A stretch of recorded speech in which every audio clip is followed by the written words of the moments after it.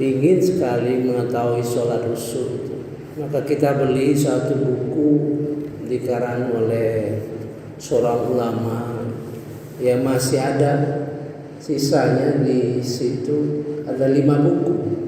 Waktu itu kita beli sekitar 12 buku mengenai sholat khusyuk ya.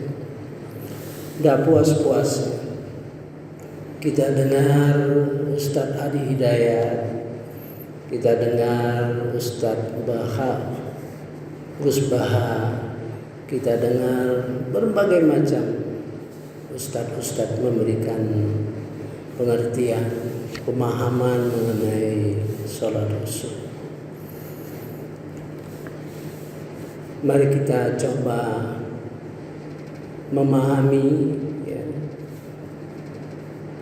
pendekatan dari ayat-ayat Al-Quran. Sama seperti pembahasan istiqomah ya. Istiqomah itu menurut Abu Bakar ya, sahabat Abu Bakar, dia gambarkan istiqomah itu bertauhid kepada Allah Subhanahu wa taala, tidak mempersekutukan segala sesuatu dengannya. Kemudian ditanya kepada Utsman, ikhlas. Kemudian kepada Sayyidina Ali, sahabat Ali Abi Thalib, menyatakan kewajiban-kewajiban. Jadi sahabat pun berselisih-selisih ya. Namun bagi kita seluruhnya kita serap, kita pahami dan kembalikan kepada Quran ya. Begitu juga pembahasan sholat khusyuk bermacam-macam. Ada yang melihatnya dari sisi sebelum sholat ya. Ada yang melihat bagaimana kita berpakaian dan menanti sholat. Ada yang konsentrasi pada arti bacaan-bacaannya gitu ya. Bermacam-macam ya. Menjadi menurut kita, mari kita pelajari sampai terus menerus sampai ajal kita, sehingga Allah memberikan petunjuk kepada kita apa itu sholat khusyuk ya. Mari kita baca berkenaan dengan ada kata-kata sholat, yaitu surah Al-Ma'un ya, surah Al-Ma'un. A'udzubillahi minasyaitonirrajim. Bismillahirrahmanirrahim. Fawailul lil musallin alladzina hum an salatihim sahun. Celakalah orang yang sholat. Bayangin ya, kita sholat tapi masih celaka ya. Alladzina hum, siapa saja orang yang terhadap sholatnya itu sahun, banyak kelalaian. Tidak tahu, ada yang menafsirkan dari ayat ini sahun itu, yang jelas sahun itu banyak kelalaian gitu. Nah, hendaknya kalau kita baca Quran sampai pada tahap zikroh. Artinya zikroh, membaca Quran langsung mengena kepada diri gitu ya. Zikroh itu begitu. Kalau diperingatkan fawailul musallin alladzina hum an salatihim sahun, oh jangan-jangan sholatku itu banyak lalainya gitu ya. Sehingga timbul kesadaran kita, semangat kita untuk mengurangi sahut gitu ya. Mengurangi sedikit demi sedikit yang dimaksud kelalaian. Jadi kalau orang ulama mengertikan itu lalai karena tidak mengerti bacaannya. Mari kita pahami bagaimana bacaan itu dimengerti oleh kita. Setidak-tidaknya pemahaman harfiah. Pemahaman harfiah itu pemahaman dari kata per kata, ya, sehingga mengerti ayat itu artinya gitu ya, harfiah itu. Nah, kesadaran itulah merupakan sadar kita setiap kita sholat bahwa banyak kelalaian, ya, sehingga khawatir perasaan kita untuk selalu ditanamkan dalam diri kita itu fawailul lil musallin, celakalah orang yang sholat itu ya. Mudah-mudahan kita berdoa kepada Allah Subhanahu wa taala berikan petunjuk kepada kita, karena kalau kita dengarkan beberapa ulama itu merujuk pada hal-hal yang berbeda, ya. Namun bagi kita tidak ada lain rujukan yang paling bermanfaat bagi kita adalah rujukan Al-Quran, yaitu di dalam surah Al-Ma'un. Kemudian ada yang berpikir apakah ayat-ayat ini menggambarkan kelalaian, gitu ya. Mari kita baca. Afara'aital ladzi yukadzibu biddin, apakah tahukah kamu orang yang mendustakan agama, orang yang mendustakan hari pembalasan. Fadzalikal ladzi yad'ul yatim, maka itulah orang yang menghardik anak yatim, tidak memperhatikan anak yatim, ya, dan sebagainya. Wala yahuddu ala ta'amil miskin, dan tidak mendorong, ya, untuk memberi makan orang miskin. Tidak mendorong itu artinya tidak mengajak, mengingatkan. Ada yang memberi penafsiran termasuk ini, ya. Jadi sholat itu diiringi oleh dua ibadah, yaitu ibadah sosial dan ibadah hati. Ada yang nafsirkan bahwa sholat kita itu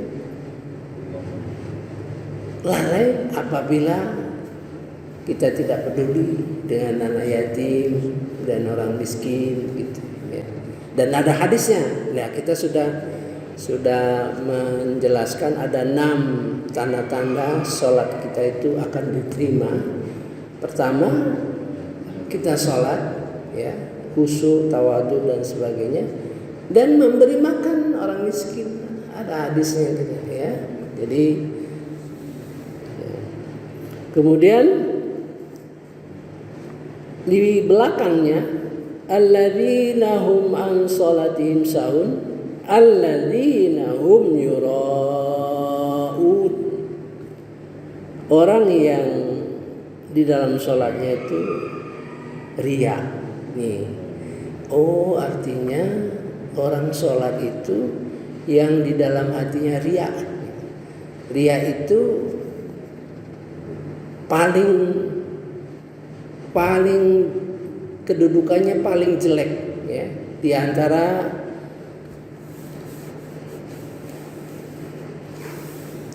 pribadi-pribadi, ya, yang dihinggapi oleh penyakit akhlak yang buruk. Jadi riya itu paling jelek. Ini menggambarkan bahwa ibadah hati mengiringi ibadah salat, ya. Dan wayamnaunal ma'un, dan mereka menghalangi orang-orang mendapatkan bantuan. Ma'un itu kecil-kecil lah, ya, membantu kecil-kecil lah. Misalnya orang katakanlah kehabisan air misalnya, ya, dia minta bantu, minta air di rumah kita, kecil lah itu, sampai yang sekecil-kecilnya beribadah itu dihalangi oleh orang-orang yang seperti itu. Nah, jadi di sini tergambar kita bahwa sholat itu banyak hal yang terkait ya. Jadi kita sadari, kita camkan dalam hati, Allah mudah-mudahan sholatku semakin baik dan jauh dari kelalaian. Ya. Mari kita lihat dalam surah Al-Ma'arij. Jadi di dalam surah Al-Ma'arij itu ya, ada kata-kata alladzina hum ala salatihim daimun. Orang yang salat, orang-orang yang salatnya ala, kalau tadi an, ini ala ya, daimun. Jadi orang yang salatnya sudah konsisten. Ya, itu salah satunya ya. Jadi ada pengertian sholat itu konsisten, mantap gitu ya. Baik konsisten terhadap tempat, ya, selalu ke masjid gitu kan. Kecuali situasi seperti saat ini ya, dimana sedikit menghambat kita dalam melakukan sholat berjamaah gitu ya. Jadi salah satunya konsisten, baik waktu maupun sikap. Ya, itu. Nah, kalau kita perhatikan ayat-ayat sekitarnya, perhatikan ya. Dalam surah Al-Ma'un sudah mengajari kita bahwa sholat itu berkaitan dengan, didampingi dengan ibadah sosial dan ibadah hati. Yang tadi riya, ya kan? Artinya jangan riya, gitu kan? Kemudian ibadah sosial. Sekarang kita lihat bagaimana ayat ini diletakkan. Ayat sebelumnya, A'udzubillahi minasyaitonirrajim. Bismillahirrahmanirrahim.